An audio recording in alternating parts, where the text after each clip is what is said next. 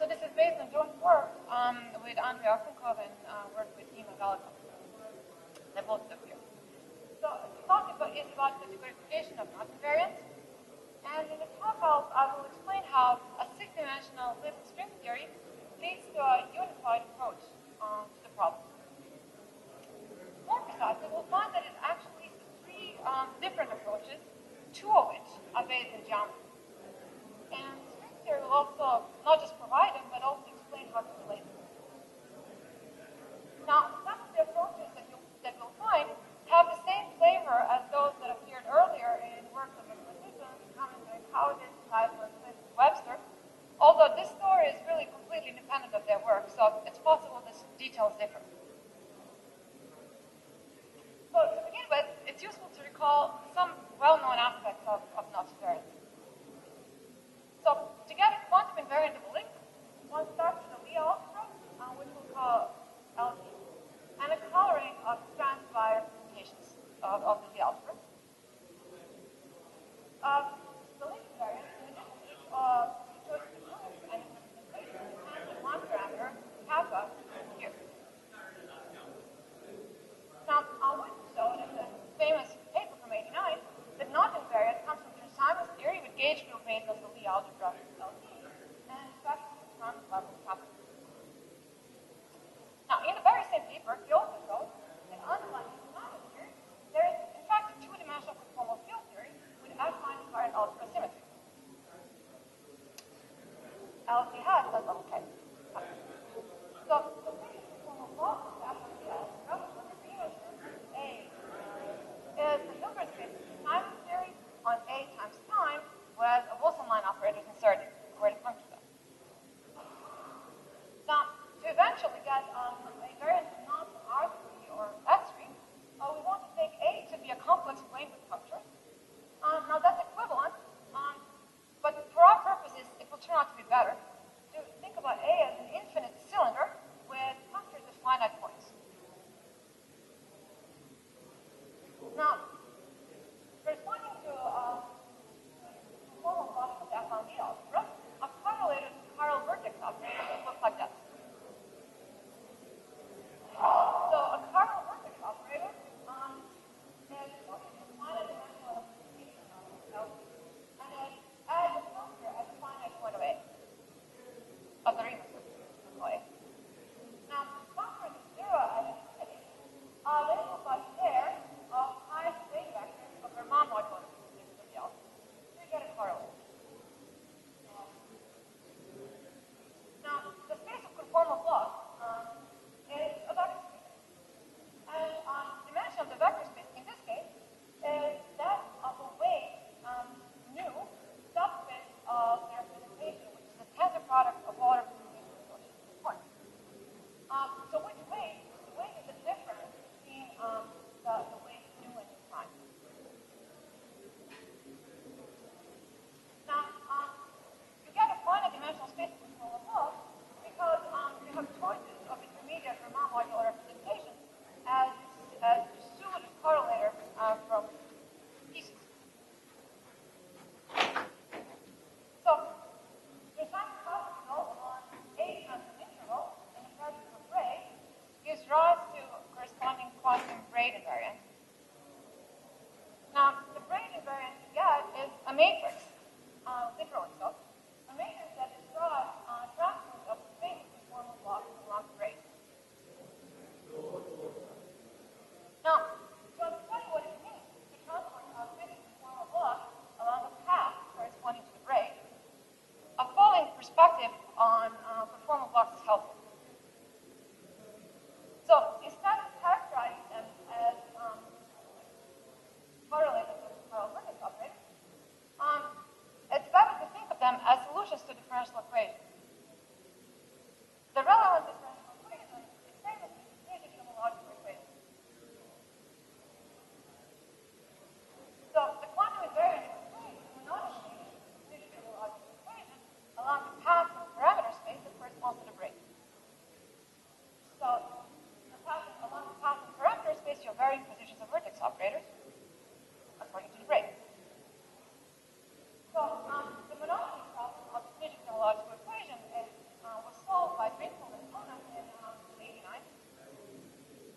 And they show that monodromy matrices are given by R matrices of quantum corresponding to L. So this is one of the rare examples where you can actually completely solve an monodromy problem of this kind. So the actual monodromy varies the form of loss to the margin in a representation row. So the representation row is usually a representation of the quantum and not of the algebra, but will still denote it by the same letter. So this monodromy action is irreducible only in a subspace of a row of fixed weights nu. So that weight nu in our setting is the difference between weights of nu and between nu and nu prime.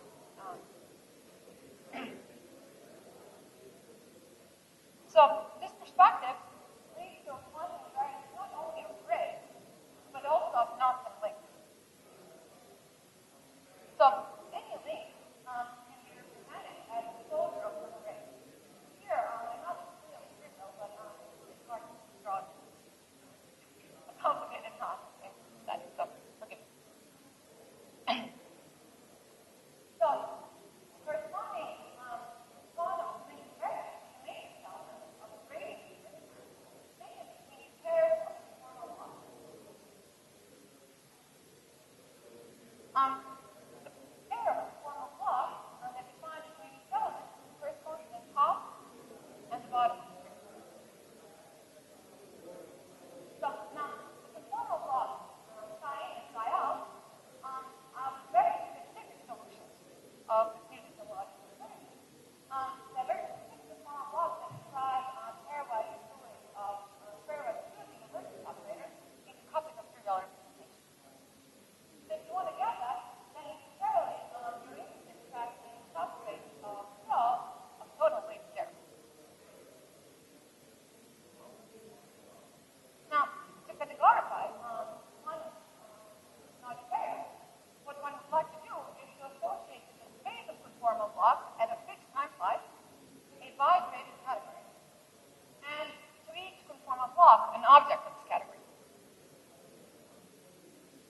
Furthermore, to grade, one would like to associate functors between categories corresponding to the top and the bottom. And moreover, we'd like to do that in a way that recovers quantum knot invariance of a decategorification. Now, one typically proceeds by coming up with a category, and then you have to work to prove that the decategorification gives the quantum knot invariance to aim to categorify in the first place. Now, in at least two of the approaches that we are about to describe, the second step is automatic. And that's one of the versions. So, the starting point for us will be a geometric realization of conformal blocks, and one that has origins in supersymmetric quantum geometry.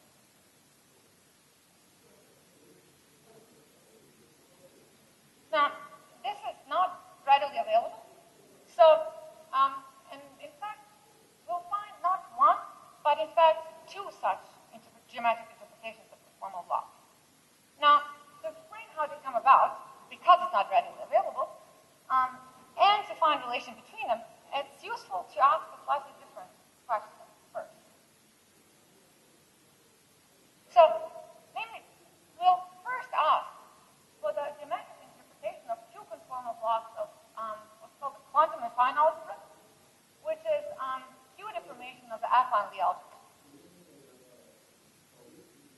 This Q deformation breaks conformal invariance, and Q conformal blocks of the quantum affine algebra was discovered by Igor Frankl and Nikolai Reshetikhin in the 80s.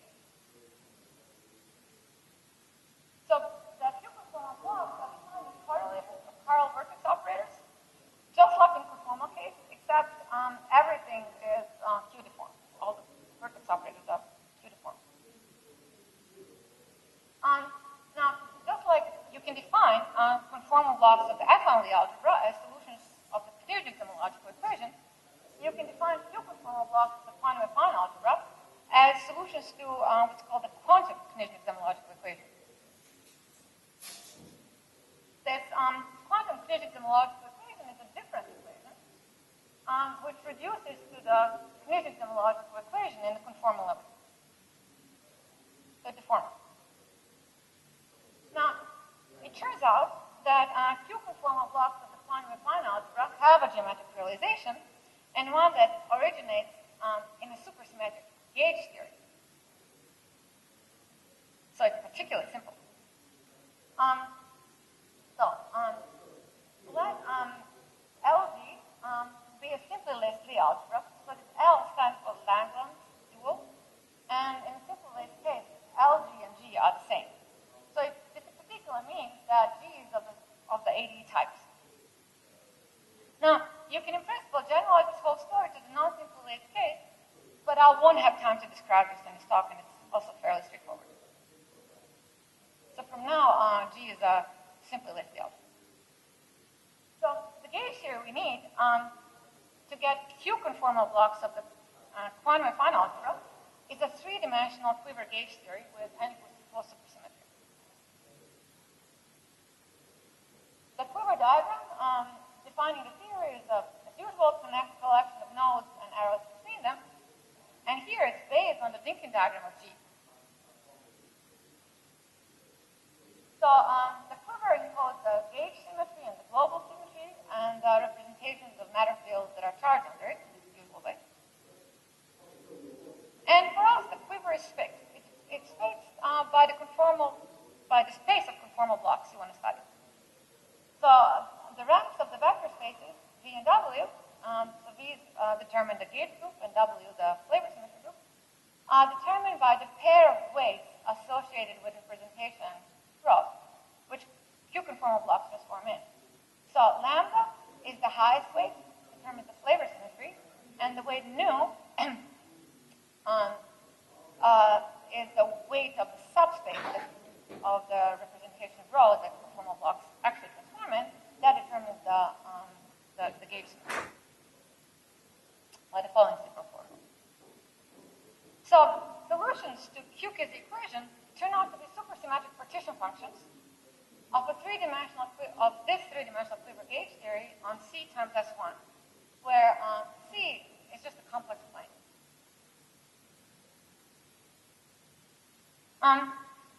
So to define the supersymmetric partition function we need, one wants to make use of a U1 times U1 R symmetry of the 3D full theory. So it's a U1 times U1 subgroup of the full S2 hyper times S2 vector R symmetry.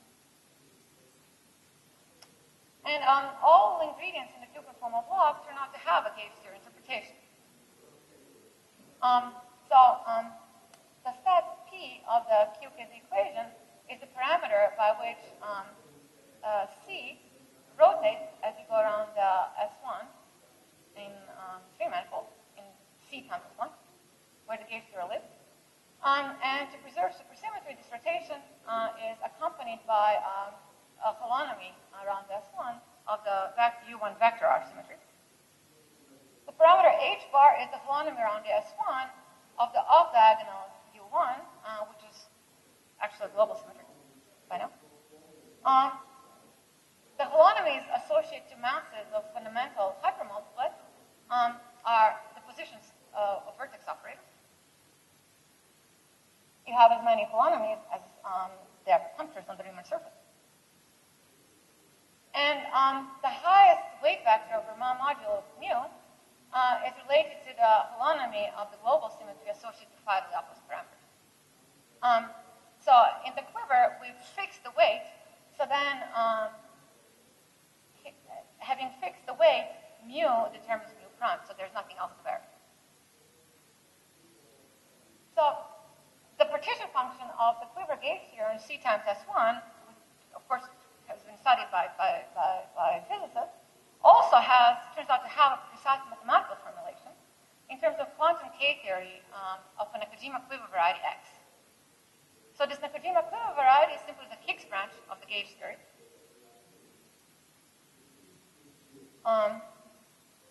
Now, quantum K theory of Nakajima quiver varieties was developed a few years ago by Okupov with, together with Malik and Smirnov. This quantum K-theory generalizes Gromov-Witten theory. Their theory is a variant of the theory that Giventhal, of quantum K-theory that Giventhal put forward earlier, but is more rigid. It uses, crucially, the fact that Nakajima quiver varieties are holomorphic symplectic varieties. So, the supersymmetric partition function of the gauge theorem C times S1, where, again, C is just a complex plane, is what's called the terminology is the K-theoretic vertex function of X, the Higgs branch. So this is the generating function of equivariant K-theoretic counts of quasimaps from C to X of all degrees. Quasimaps are simply vortex solutions of the gauge theory. So this is just math language for for the computation of the supersymmetric partition function. But the one that relies on description of quasimaps to X vortices. So one works equivariantly with respect to the U1 symmetries in the problem. So here A is the maximal torus of rotations of X, comes from just a flavor symmetry that preserve the symplectic form. The CH bar scales the holomorphic symplectic form on X, and with respect to rotations of the domain curve. So now a key result, and this is a hard mathematical geometric result, due to Okupov, is that this K-theoretic vertex function of X in fact solves the quantum kinetic homological equation corresponding to the quantum affine algebra and those Q-conformal blocks. Now, which solution of the QKZ equation it computes depends on the choice of data at infinity of C. And so this choice means that you should think of the K-theoretic vertex function as living in equivariant elliptic homology of X. Now, so the vertex function of X solves the quantum kinetic homological equation. However, it's not the Q-conformal block of the quantum affine algebra. Now, the reason for that is the Q-conformal blocks are not just any solutions of the QKZ equation. They're solutions of QKZ equation that are holomorphic in a chamber corresponding to a choice of ordering of vertex operators. And from gauge theory perspective, that's a choice of a chamber in mass parameter space, associated to flavor fugacities. Instead, by its definition, this K-theoretic vertex function is holomorphic in a chamber of Kähler modulo X and phi the Laplace parameters of the gauge theory, because it's defined as counting vortices or quasimaps. And Z is a degree counting parameter. So this doesn't give us an answer for the question we wanted, namely to find a geometric interpretation of conformal blocks, not even after Q deformation. Now, it turns out that X, the Nakajima quiver variety, is not the only geometry that underlies solutions of the QKZ equation. There is, in fact, a second one, which turns out to be the relevant one. So, there are, in fact, two natural holomorphic symplectic varieties that one can associate with 3D quiver gauge theory with n equals to 4 supersymmetry. One such variety is the Higgs branch, the Nakajima quiver variety. But the other is the Coulomb branch, which we'll denote by X check. Coulomb branches of our gauge theories are well known. They can be described as certain intersections of slices in the thick affine Grassmannian of G, where G is the adjoint form of the Lie group of Lie algebra G. And this is developed in the works of Braverman, Finkelberg, and Nakajima, and also Bullimer, Antimov, and David and Feo. Now, the Coulomb branch is an intersection of a pair of orbits in the affine Grassmannian, pair of orbits that are associated with the weights lambda and nu, the pair of weights that define equilibrium. And here we are restricting to the case that nu is greater than or equal to 0, but that's the only case that's relevant for knot theory.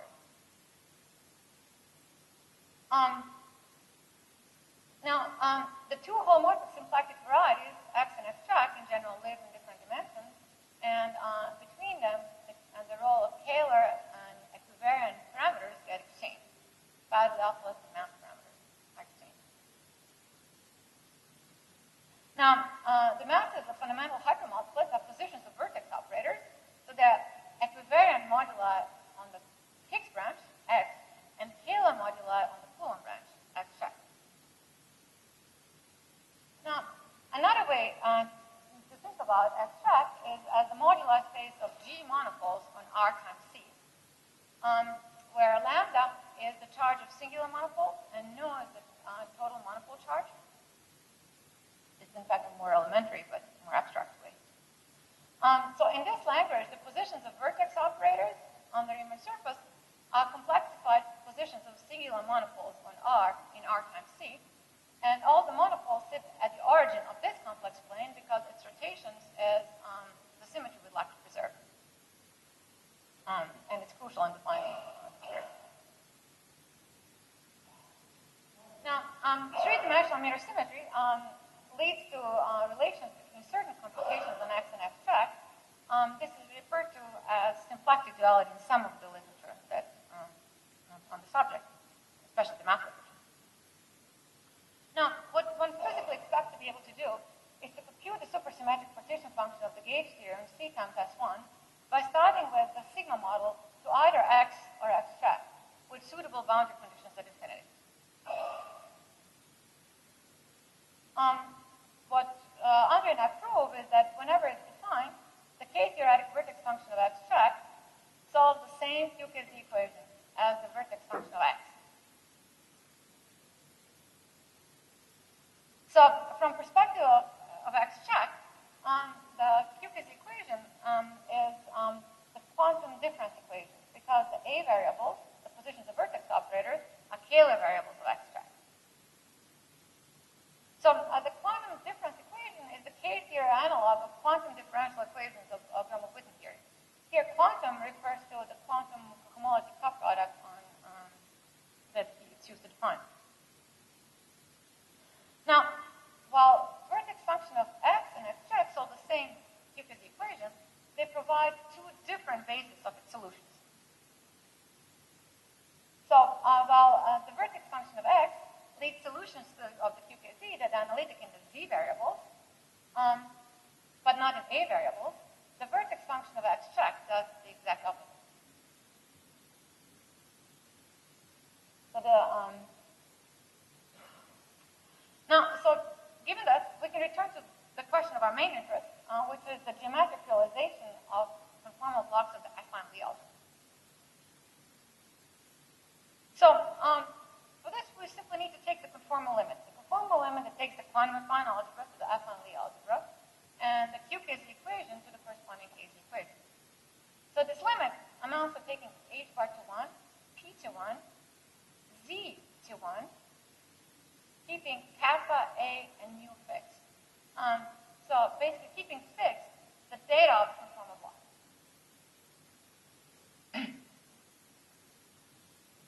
So now you find that conformal limit in fact treats X and X check very differently because it treats the Z variables and the A variables differently. Z variables are the scalar variables for X, and A variables are scalar variables for X check. So the limit takes Z to 1 and keeps A fixed. So this conformal limit is not a geometric limit from perspective of the Higgs branch X. The limit gives you a very badly singular space because the Z variables which go to 1 in the conformal limit are its scalar variables. So any description based on X is no good at all. By contrast, from perspective of the Coulomb branch, the limit is wonderful. Its scalar variables are the A variables, the positions of vertex operators, and those are kept fixed. So from perspective of X check, the conformal limit is simply the cohomological limit, the limit that takes quantum K theory of X check to quantum cohomology. In other words, Gromov-Witten theory. So the Knizhnik homological equation that one gets in the conformal limit is simply the quantum differential equation of X check. It follows that conformal blocks of the affine Lie algebra have geometric interpretation as the homological vertex function computed by covariant Gromov with the theory of X prime.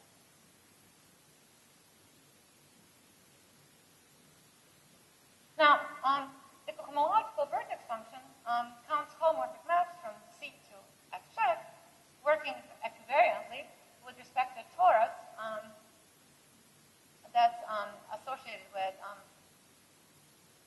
highest weight of the Verma module in the conformal block, and scaling of the homomorphic symplectic form on X check by parameter Q. That's the parameter of knot theory. Now, in the story, the domain curve, C, is best thought of as an infinite cigar with an x1 boundary at infinity. And the boundary data is a choice of K-theory class. The choice of a class in a covariant K-theory of X check. So this K-theory class that you insert at infinity determines which solution of the quantum differential equation, and hence which conformal block, this vertex function computes. Now, underlying the Gromov-Witten theory of X check is a two-dimensional supersymmetric sigma model with X check as a target space. So, the geometric interpretation of conformal blocks of the affine Lie algebra we're finding, in terms of supersymmetric sigma model, has far more information than what's in the conformal block itself.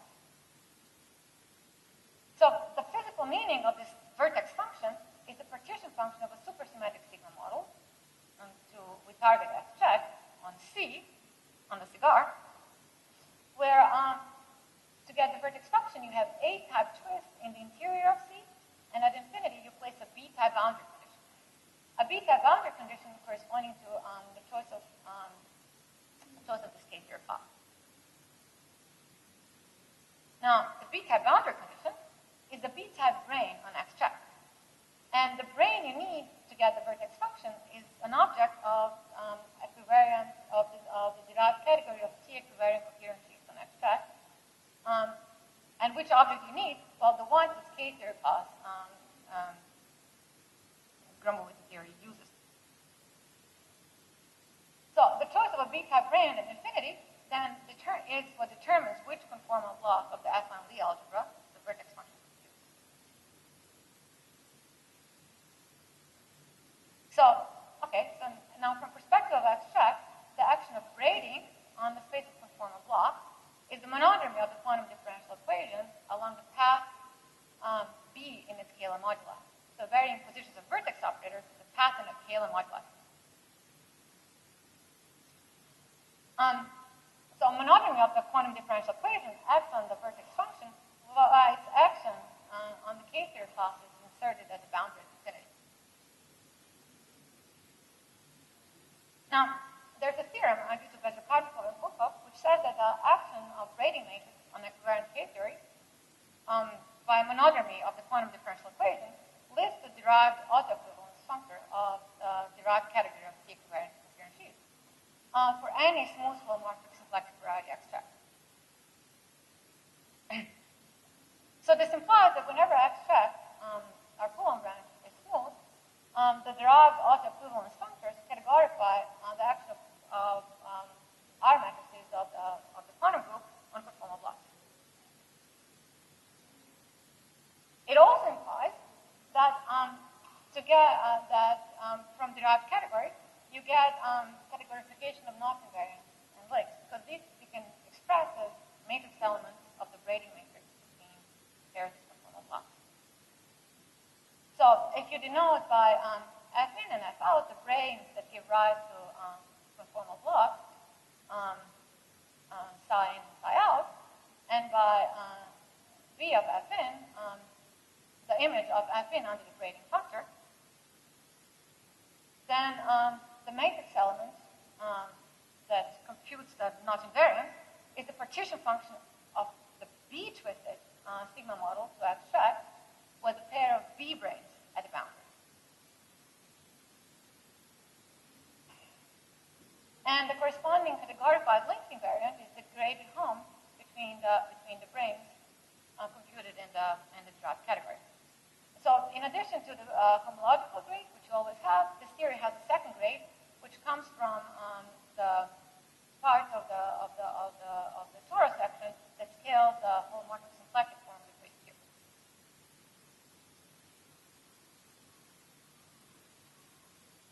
Now, so this gives us one description of the categorified link invariant. There's a second one that you also get from the Weber gauge theory.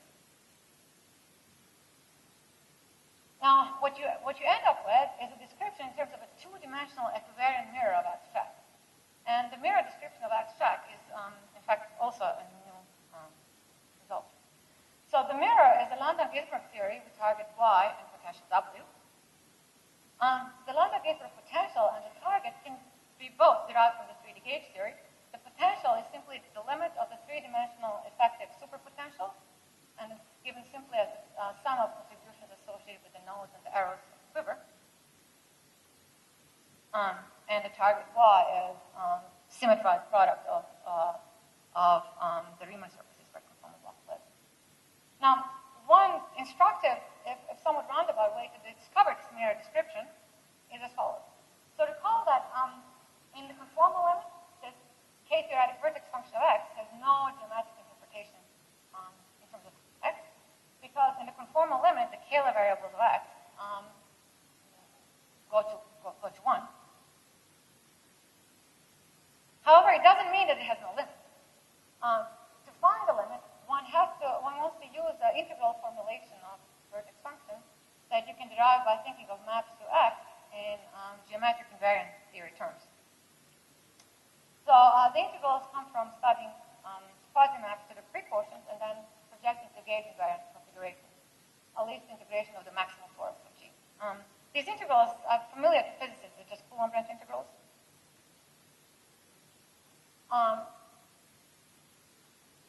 Coulomb branch complications of partition functions of the gauge.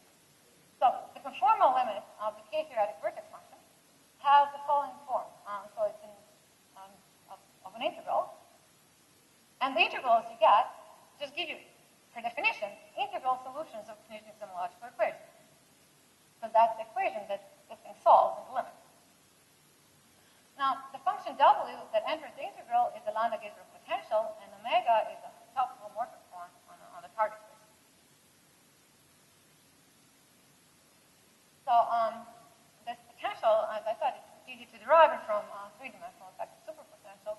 It's a sum of three types of terms, one of which that comes just from the nodes, and two from the arrows. So it's known very explicitly. The integration the integral is over the Lagrangian cycle in Y, the target of the Landau-Gisbert model. So what one is discovering here, or rediscovering from geometry and gauge theory, are integral representations of conformal blocks of the affine Lie algebra, and they're well known. They go back to works of Fagin and Frankel in the 80s, and also Sheckman and Varchik. Now, the fact that the Canisian homological equation, which this Landau-Gisbert integral solves, is also a quantum differential equation of x check. In fact, it gives you a given cell type proof of two-dimensional mirror symmetry, a Gina zero, relating equivariant A model of x check to the B model in Y with superpotential W. So Gina zero, you've already proven mirror symmetry. Now, the Landau-Gisbert origin of conformal blocks automatically leads to categorification of the corresponding grade and link invariant. So from Landau-Gisbert perspective, the conformal block is a partition function of a B-twisted theory on an infinitely long cigar with A-type boundary condition at infinity, where the choice of integration cycles tells you the corresponding Lagrangian in Y, A-brain. And so thus, corresponding to a solution of Canisian homological equation corresponding to a conformal block is an A-brain at the boundary of C at infinity. And this A-brain is an object of the Foucault-Seidel category of A-brain Y with potential W. Equivariant mirror symmetry will tell you that this, which one, that implies that Foucault-Seidel category of A-brains of Y with potential W should be equivalent to the derived category of C equivariant mirror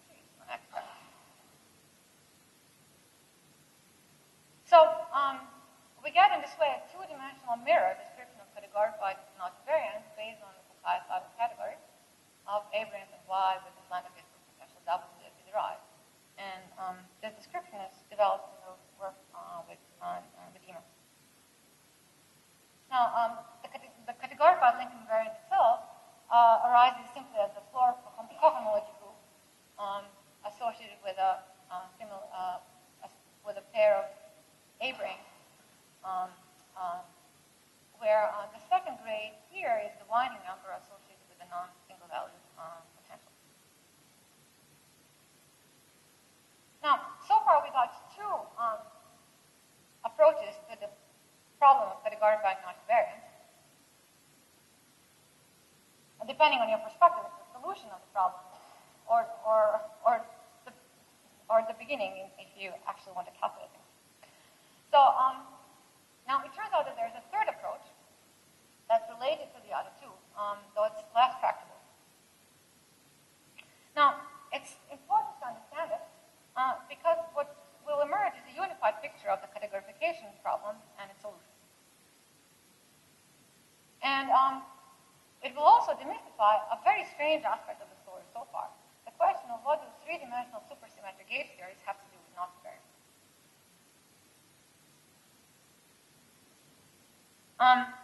Now, the explanation comes from a six-dimensional 2-0 little string theory labeled by a simply Lie algebra G.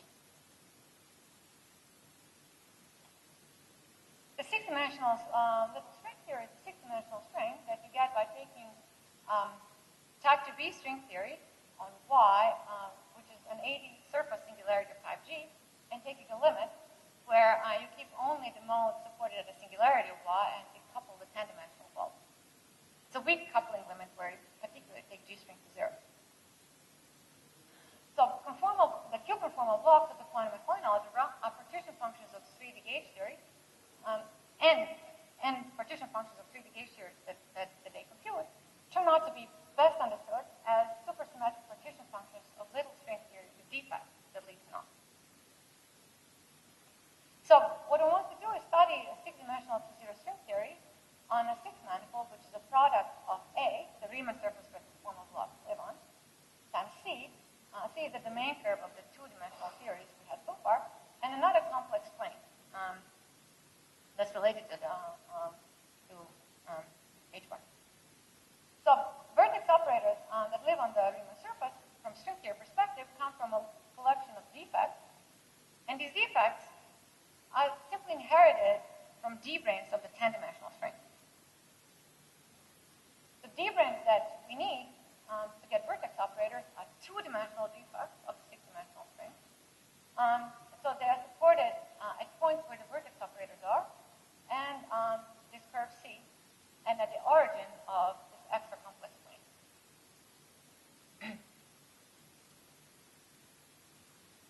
Now, the choice of which conformal blocks we want to study translates which space of conformal blocks we want to study translates into choices of defects. The theory on the defects is a quiver gauge theory that arose early in the talk. The fact that you get gauge theories as theories on defects of little string theory is consequence of it's a straightforward consequence of familiar descriptions of D-branes and AD singularities due to Douglas and Moore.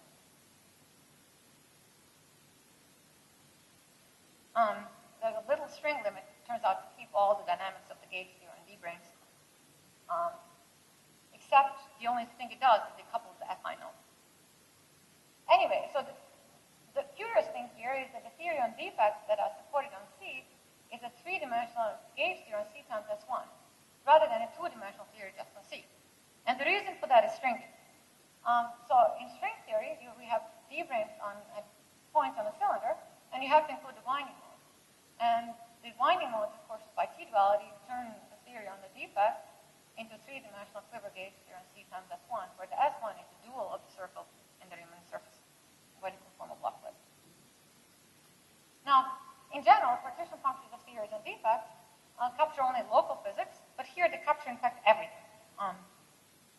And the reason for this is a localization that's very specific to the kinds of partition functions you compute. The partition function of the 6D theory we need would be, in fact, trivial in the absence of defects due to cancellations between bosons and fermions. So the only non-trivial contributions come from the defects. So, and hence the full partition function of the 6-dimensional string theory is just a partition function of gauge theory. Now, conformal limit of the algebra turns out to coincide with the conformal limit of little string theory. So the conformal limit is just a point particle limit in which the 6-dimensional string theory becomes 6-dimensional conformal field theory with 2-0 supersymmetry of type G.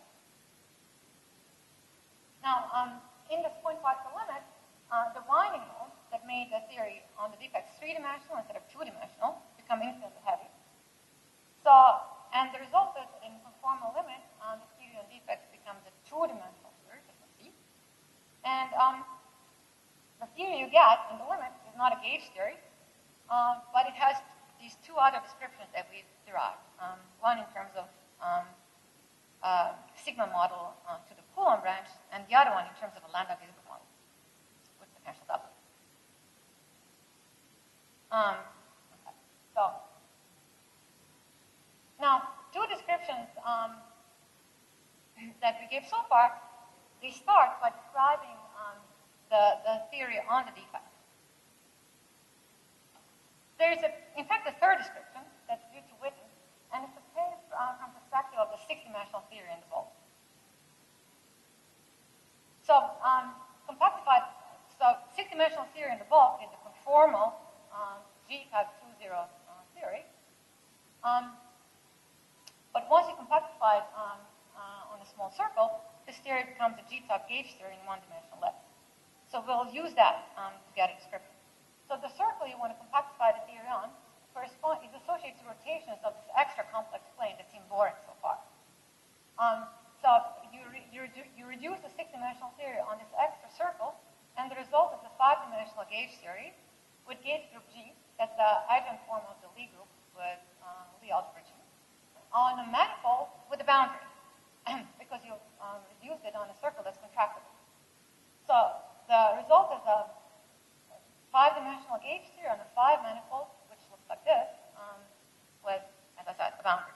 So this is exactly Witten's description. The 2-dimensional defects that we had become monopoles that are supported at the boundary of the 5 manifold and live along C. And the collection of monopoles you get is exactly the same one that underlies the Coulomb branch as the moduli space of G monopoles.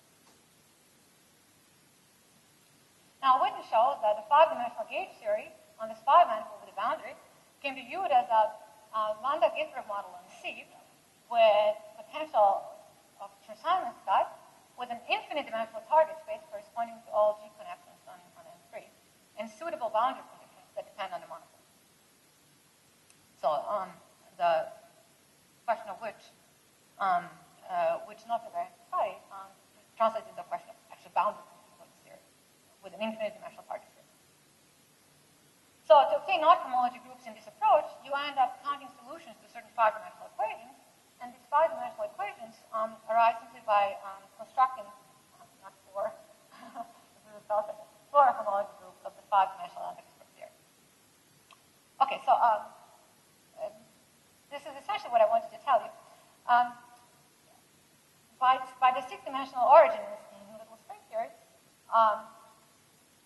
and taking conformal limit, all these different descriptions describe the same physics, so they're expected to be equivalent. And in some cases, these equivalences can really be spelled out. Now, the approach based on derived categories of C equivariant coherent sheaves should be equivalent to that of combinatorial colleges in type A.